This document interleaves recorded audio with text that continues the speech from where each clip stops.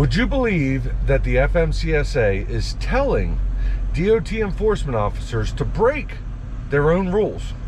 It's actually their law, and they're telling people to not obey the rules, and they were stupid enough to put it in writing. Of course you believe that, because it's the FMCSA. Let's talk about it.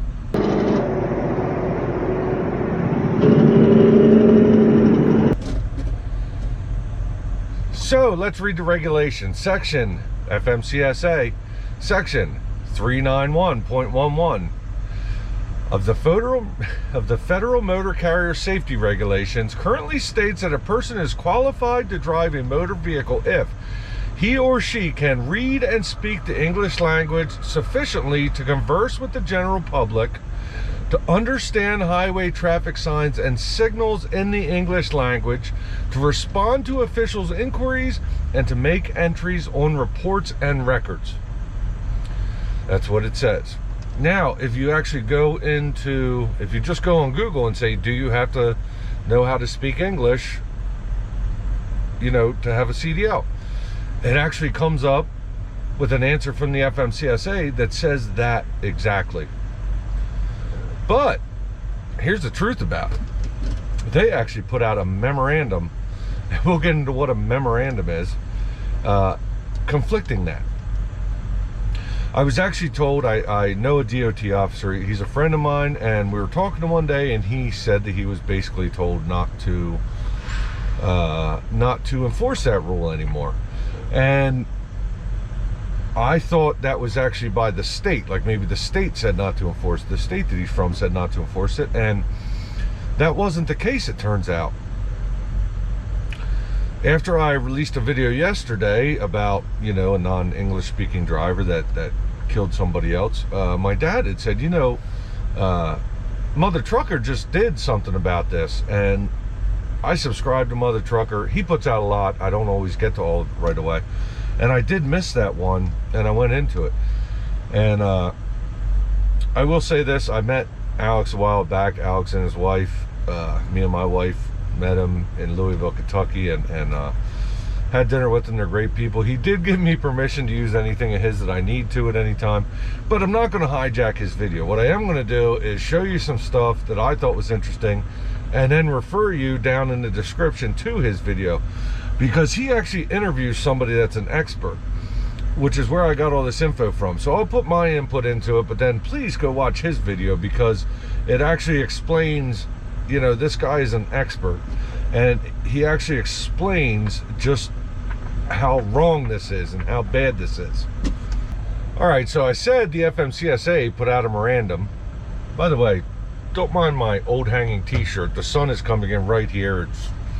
I'm in Oregon, it's dusk, and anyway, but the FMCSA put out a memorandum. Now, let's pause here for a second, and I'll go to Mother Trucker, and they'll talk about what a memorandum is. And if they reach out to Washington, D.C. to change this memo, because like you said, it's been changed 3 times now in the last, 15 years? Yeah, since 2007, we've had 3 versions of this memo, and they're always somewhat different. Now, where does a memo, an internal enforcement memo, differ from interpretation like personal conveyance? That interpretation like personal conveyance has to go through a whole, basically, rulemaking-ish process. You need a federal register. You need to get comments to the register. You got to do a final notice in a federal register, and then it becomes an official interpretation.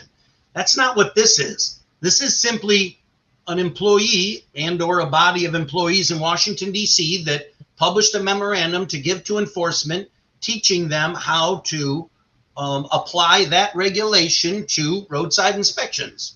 And they're allowed to use these interpreters. So how do you change this? You got to get Washington, D.C. to change this memo if you don't like it. If you're you work the rail, you go to your rail yard association, your intermodal association. If you do flatbed, go to your flatbed association. If you're a tanker, go to your tanker association. No matter what kind of trucking you do, go to your associations and have your associations put some pressure on the government to get this changed if that's what you want. I would assume that there are several questionable English-speaking drivers out there that don't want this change. So now that you've heard that, again, let me say, go and listen to the whole interview. You know, he plays it straight through on there. But, so this is a memorandum that says this. They don't even know how many people it came through. It never went through a vote. It is not a law. It is not a law. It is just a piece of paper with a suggestion on it. But, here we are. If the driver can communicate sufficiently to complete the inspection or investigation, he should not be cited for violations of 391.11. If the driver cannot read, write, or speak English, but can communicate sufficiently with the inspector or investigator, he or she should not be cited for violations of 391.11. Tools to facilitate communication, such as interpreters, I speak cards, cue cards, smartphone applications, and on-call telephone interpretation service may be used when interacting with drivers. Federal Highway Administration recipients, primarily State Department of Transportation, are required to have developed language access plans under their Title VII 11 programs, I think, right? Is that 11.6? I don't know. Programs, and may be useful resources to contact regarding available LEIP tools. Use of these devices does not constitute a violation of 391.11.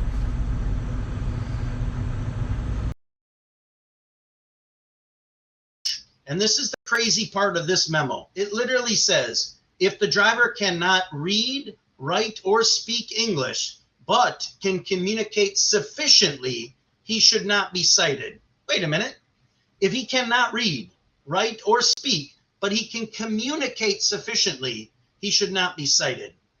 Well, what does communicate sufficiently mean? Well, that gets into this next paragraph. Tools to facilitate the communication. Interpreters, I speak cards, cue cards, smartphone apps. They can take their iPhone or their Samsung, whatever your preference is, go on their little app and talk into it with the inspector and use that to pass the inspection. You can actually hire an on-call interpretation service. Look at the last sentence, mother trucker. Use of these devices, meaning interpreters, speak cards, smartphone apps, does not constitute a violation. So no more formal interviews. Even if you can't read, write, or speak, but you can set yourself up with these tools, you should not be cited. I'm sure a lot of our listeners are going to be listening to this and watching this, and they're going to be extremely shocked about this. Oh, really? The fact that they're actually saying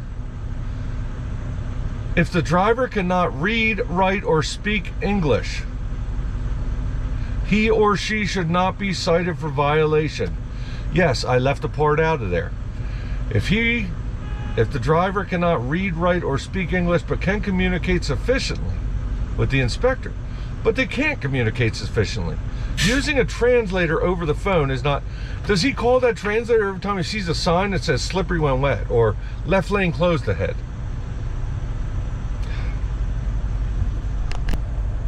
All right, so here's where it gets really funny, and this is typical government right here, and even more, this is typical FMCSA right here. Here we go. One paragraph below that, there's a paragraph in between, and that actually just talks about deaf and hard of hearing drivers. It's a whole different subject. But then in the next one they put in, if a non-English speaking driver acknowledges that he or she does not speak English, the driver should be cited for violation of section 391.11. However, it's no longer an out of service violation. So they should be cited even though it says up top that they should not be violated. It says they should not be violated. Down below it says they should be violated, but they should not be put out of service. They should be violated because they don't speak English, but it's not that bad. We just want to make sure we get some fine money out of them, and it's not an out of service violation, even though they can't read signs and don't know that there's a 6% grade, and they may go down that hill and end up trying to pass people and killing somebody, one of our citizens. But yeah, guys, I don't know what else to say about it. You know, you saw what the little bit that I showed you from you know, from Mother Trucker's interview. I mean, you know, Alex does great content. He did all the work to get that interview together, so I do recommend you go over and watch there. There's more info than what I'm giving. All I'm doing is raging about this ridiculousness. A memorandum, which is not a law, it's actually just any old idiot can write a memorandum and send it out.